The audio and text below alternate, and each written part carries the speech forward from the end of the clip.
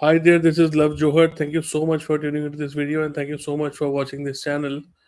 If you are new to risk assessment, if you are not sure how to perform risk assessment, if you have started your career in the cybersecurity industry and you are a fresher and you do not understand how to perform risk assessment, this video is for you. Okay, we will understand the entire risk assessment process along with practical examples and case studies so that you can understand the entire risk management process along with threat, likelihood, impact, severity scores, and each and everything will be detailed out in this video. So please watch carefully, and as always, if you have any questions, please feel free to ask me in the comment section. Thank you so much for watching.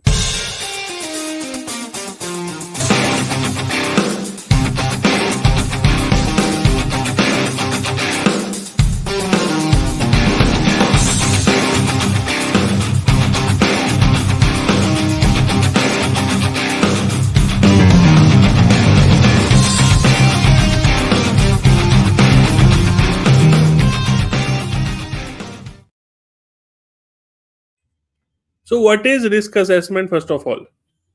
Why do you perform risk assessment? Okay.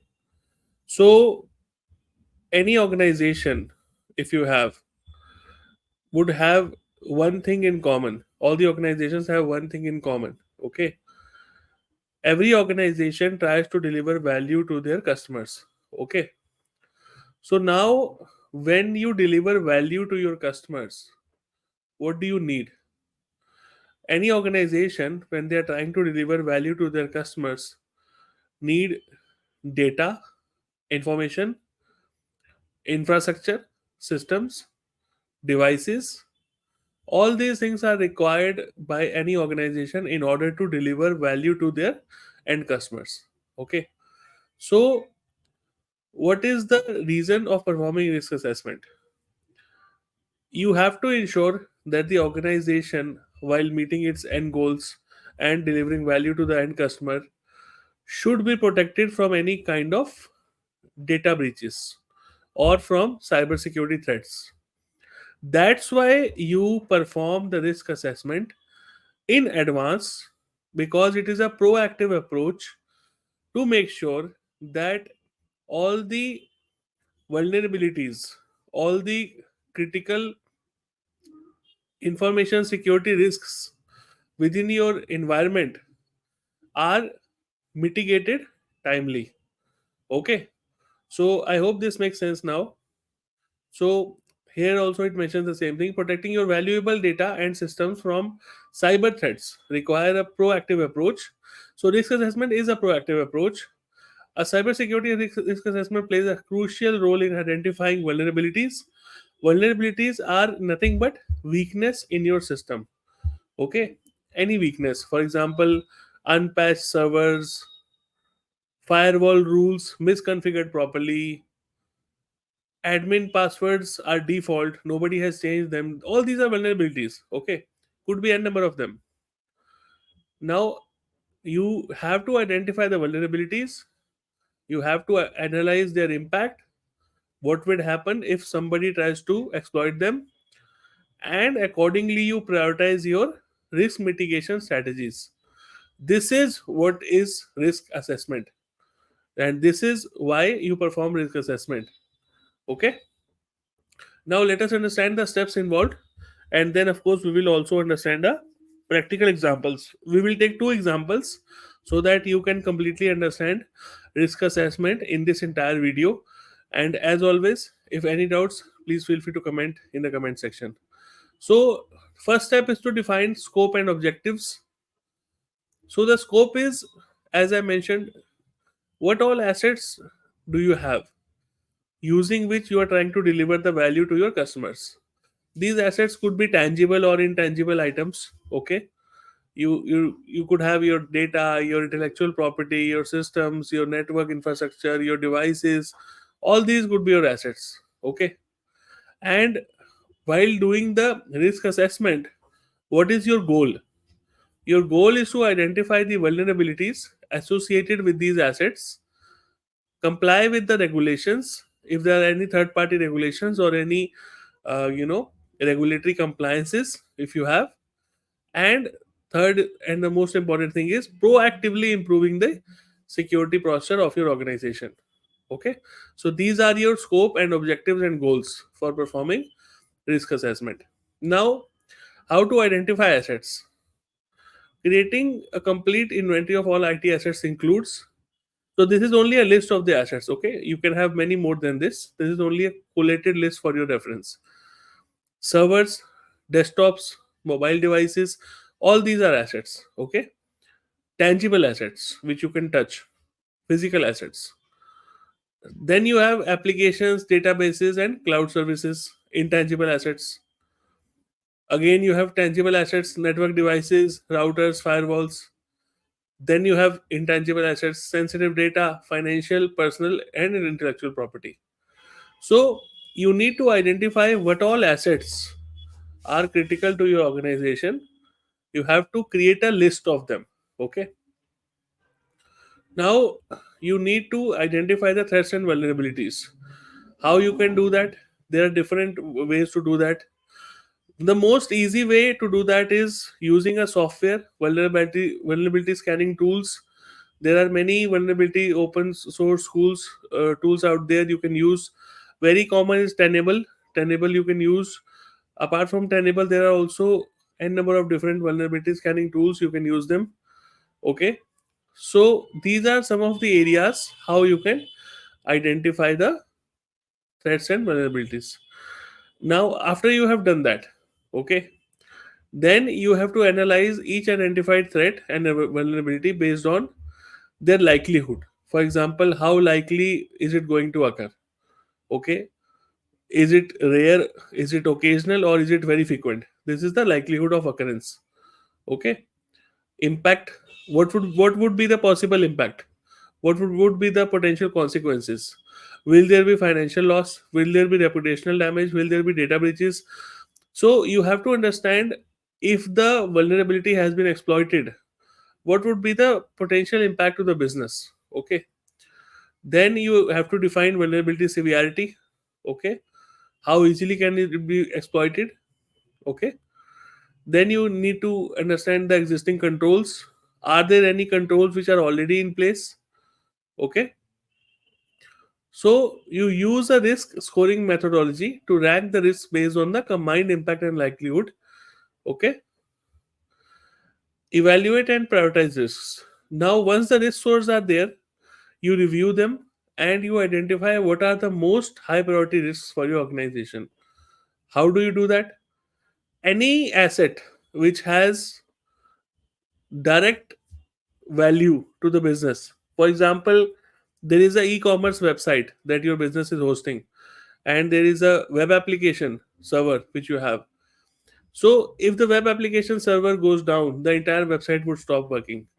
So now this is high priority risk for the business, because web application, if the server stops, the application server crashes, the entire business goes down. So here similarly you have to understand what are the high priority risks for the critical assets, and review their risk source and potential consequences, and what would be the ease of mitigation. How can you mitigate them if it happens? What would be the business impact if not mitigated properly? And what are the regulatory requirements? For example, if there is any regulatory requirement to report a cybersecurity incident in 24 hours or 48 hours, so you have to consider that regulatory requirement as well when considering these critical assets. And second thing to consider is business impact, how the asset is impacting the business. Like in this case, I mentioned this web application server directly impacting the business. But in some other case, if you have another attendance system which is not directly linked to the system, so even the attendance system would be down. There would be no direct business impact. Are you getting me? So you have to understand it from that perspective. Now, after you have evaluated and prioritized your risks, you develop control measures. Okay, for all the prioritized risks, you define risk mitigation strategies. You have to patch the vulnerabilities. You have to implement stronger authentication. encrypt sensitive data. These are some of the mitigation strategies that you might come across. You can have different depending upon your business case. After that, last but not the least, you put your control measures into action, test and verify their effectiveness, continuously monitor your systems and network for new threats and vulnerabilities, and regularly update your risk assessment as technologies and threats evolve, because this is a periodic exercise. Plan, do, check, act. Okay. So you have to again and again perform this risk assessment as a periodic exercise. Okay. Because new risks will keep on coming in your environment. So now we have an example, practical example, where you have a small online store with customer data. You have personal data, you have names, you have addresses, you have payment information of the customer. Okay. Now the objective for you is to assess cybersecurity risk to customer data and website infrastructure for this online store. So this is a very good case study. If you follow me properly, you will be able to understand a lot of good things for risk assessment. Improve, the other goal is to improve cybersecurity posture and comply with data privacy regulations, because we are already dealing with personal data. Now, first thing that you have to do is identify assets. What are your assets in this case? Because it is a e-commerce business, we already discussed that. Okay, so you have e-commerce website, you have database, you have application server, you have payment processing services. So all these are your assets. Okay, along with that, since it is personal data is also an asset, because nowadays personal data is a currency and privacy is very important. So you have to make sure you treat the customer data, their names, their addresses, their credit card numbers equally as an asset, and try to protect them as well. Okay, and understand what are the associated risks with them. Now, how do you identify the threats and vulnerabilities? You conduct SQL injection attack on this website. You hire somebody, or you actually do it yourself if you have in-house capability. You try to assess whether there are any possibilities of any data breaches. In this case, are there any malware infections which can happen, and any weak passwords which are present in the organization. Okay, so this is very important, and I think this will give you a clear understanding. Now let us go to the other example. Just give me a second, huh? So we were here: SQL injection, data breaches, malware infection, weak password. So now you have to assess the risks. So as we tried to do SQL injection, so again it is a threat for the business, and likelihood is occasional because it can happen. And what will be the impact in this case? The data breach, because if the SQL injection is successful, there will be data breach. Severity is high because this is your SQL application server. If it goes down, the entire website will be down. So the score is rated, the risk score is rated as 9 is this case. Okay. Now, in case of weak passwords, if the passwords are not maintained properly, there could be chances of unauthorized access. So now you have that risk calculated here as well. Then you have malware infection, where in case of any virus or or any malware infections, your entire system would be down and there could be data loss. So here the likelihood is very frequent. Okay, data breach is there. If any possibility of a data breach, there could be financial loss, reputational damage to the e-commerce website. That's why it is high. So similarly, you have to assess your own environment and create this chart and assess the risks and create a risk score for the same. The last column is very important, risk score, because depending upon this you will prioritize and take mitigation actions. Okay, like as I mentioned, evaluate and prioritize. SQL injection and data breaches pose the highest risk due to potential severity and impact. Okay, so you have to prioritize the SQL injection risk in this scenario. Okay, so what will you do? You will develop control measures. So for SQL injection, you would implement input validation techniques, where you would make sure that any input which is being performed on the SQL application server is being validated properly before it is sent to the server. You have proper database security configuration checks in place to make sure that the database security configuration is proper. For data breaches, you encrypt the sensitive data, you perform regular backups, and you have proper access controls in place. For malware, you have antivirus softwares, you use endpoint protection, you use user awareness training so that they do not bring any third party softwares or USB drives and again become a part of the malware infection. For weak passwords, you have to enforce strong password policies, multi factor authentication to make sure that there is no further threats on weak passwords. Last and but not the least, again, implement choose chosen controls, test their effectiveness, whether they are helping you reduce the risk or not. Monitor the system for suspicious activity, update software regularly review and update the risk assessment based on the new threats and changes. This is very important because business will keep on changing. So you have to perform the risk assessment as a periodic exercise, not only once in a year. Okay. Now, this again another example, healthcare provider, a mid-sized hospital. So these are very good case studies. Okay, always emphasize on case studies.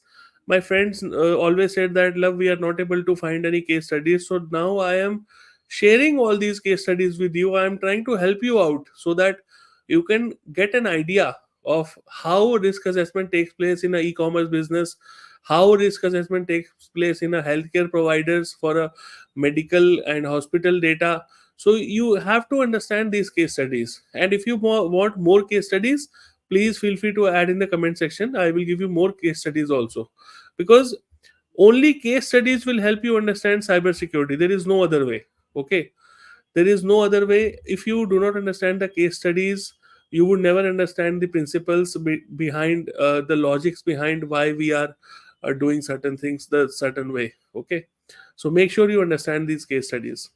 So a mid-sized hospital with 200 beds, a clinic, and electronic health records (EHR) system storing patient data. So now the objective is to conduct a comprehensive risk assessment to identify vulnerabilities, prioritize risks, and develop risk mitigation strategies to improve overall security posture and comply with the HIPAA regulations. I was just thinking when it would come. So HIPAA is a regulation that any healthcare provider would have to abide by. So here you have to make sure that you comply with the HIPAA regulation. Okay. Health Insurance Portability and Accountability Act. Okay. It will be applicable. So first of all, you have to inventory and classify all your assets. So here you have the EHR system and the associated database where you are holding all the patient medical information for all the patients. You have medical devices. Okay, for the hospital you have administrative systems. For the hospital you have network infrastructure. For the hospital you have patient portals and mobile apps. All these are your assets. Remember, I told you, any intangible or tangible item which is used to deliver value to the end customer, okay, it's an asset. So in this case all these are your assets. Now you would classify. EHR system is catastrophic because it has all the patient data. Medical devices is high because if you do not have them, the business won't be able to survive. The hospitals would not be able to survive. Administrative systems are moderate. Network infrastructure again high. Patient portals again high. So similarly, you define the criticality here. Okay. Data sensitivity, protected health information, protected financial information, personally identifiable information, PII, again PII. So critical information, sensitive information here. Okay, access levels, internal access, external access, patient access. Okay, different access levels. Now, threat identification. What kind of threats could be there? Ransomware attack. Targeting the EHR system. You have to make sure that you plan accordingly. Phishing attacks, tricking your hospital employees into clicking malicious links and opening attachments in their emails again would be part of phishing attack. Data breaches, exfiltration of patient data from your organization. Okay, insider threats, malicious action by authorized person with access to sensitive data could be there. Medical device vulnerabilities, because medical devices have to be properly patched and all. So if there are any exploitable weaknesses in a legacy medical application device, then it would be a problem. Okay, denial of service attack, overwhelming your EHR systems for your networks or systems, disrupting access to critical services of patients. Okay, so you perform penetration testing, you perform vulnerability assessment, you perform manual security reviews to make sure you understand the current security posture, use a risk scoring method based on likelihood and impact. Okay, as we already discussed, this is repetition. Okay, so this is important. Prioritize the risks, choose a solution accordingly. And here it is a change where regulatory compliance has come now, because mitigation strategies should meet with the HIPAA and other relevant regulations whichever you are proposing. Earlier in the e-commerce business this was not the case, but now since you are dealing with patient data, this has become a requirement. Okay, so you have to, here there's a good example. If there is a phishing attack targeting employees with access to patient data, this could be any employees from HR, finance, IT, anybody. So there could be phishing attacks targeting them. Okay, score would be high, frequent likelihood, because it could be there. So how do you deal with this? What are the existing controls in place? You perform security awareness training, you perform email filtering to make sure that there are no phishing attacks in place. Okay, other mitigation strategies, depending upon what we have discussed so far, would be multi-factor authentication, regular phishing simulations to make sure that security awareness trainings are properly working, advanced email filtering solutions, educating employees on password hygiene so that there are no weak passwords, restricting access to sensitive data based on the principle of least privilege. So these are very important things that you should be understanding as a cybersecurity fresher, and even if you are a seasoned IT security professional, cybersecurity professional, this video is a must for you to watch. Again, if there are any questions, follow up on this video, please feel free to ask in the comment section. If you want me to have more and more case studies, please do add in the comment section and I'll keep on adding them. Thank you so much for watching. Take care. Bye bye.